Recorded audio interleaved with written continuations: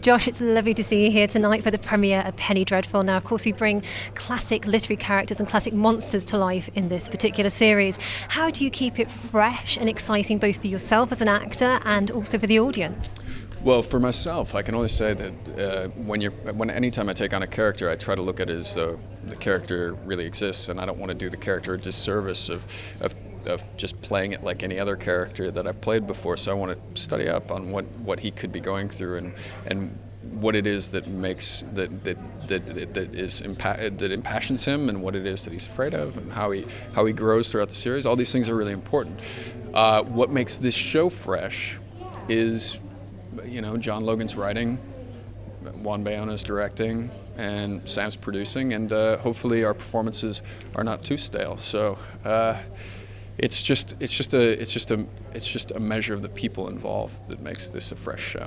You play a smart-talking American sharpshooter in the show who gets involved with Eva Green's character and Timothy Dalton's character. It's all very mysterious, and you're kind of kept in the dark, aren't you? How much, as an actor, do you like to have that mysterious side to both your character and when you're taking on a new project for yourself?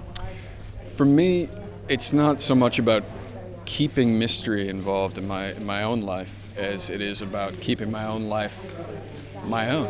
So if I ever came across mysterious, it's just that I'm just trying to keep my life mine. Yeah. Now, the great characters in the show, both new characters like yourself and, of course, characters like Frankenstein we've got with Harry Treadaway. What do you enjoy about that kind of horror genre, that supernatural world, which, of course, you've made films in that genre before, haven't you? Well, what I enjoy about this show in particular is that when it takes all of these different characters, which are allegories for our own personality types or things that we want to achieve, I think that these characters are necessary parts of kind of the expression of what it means to be, I don't know, a person with secrets in the modern age. And so I responded to this purely because of the writing and because of the collaborators involved. I have been drawn to a couple of supernatural things, 30 Days a Night being the most recent.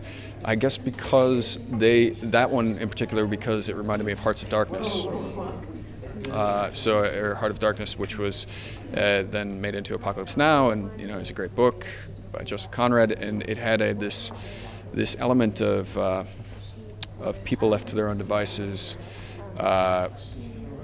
madness and just that overriding sort of fear of the unknown, and each project is different. I respond to them for different reasons.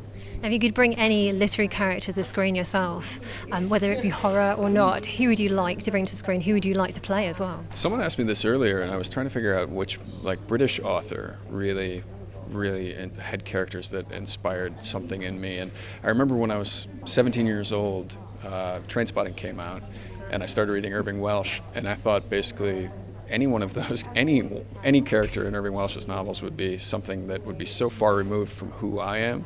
It'd be fun to at least give it a go, but maybe just at home alone. I don't know if anybody would take me seriously as Begbie or something.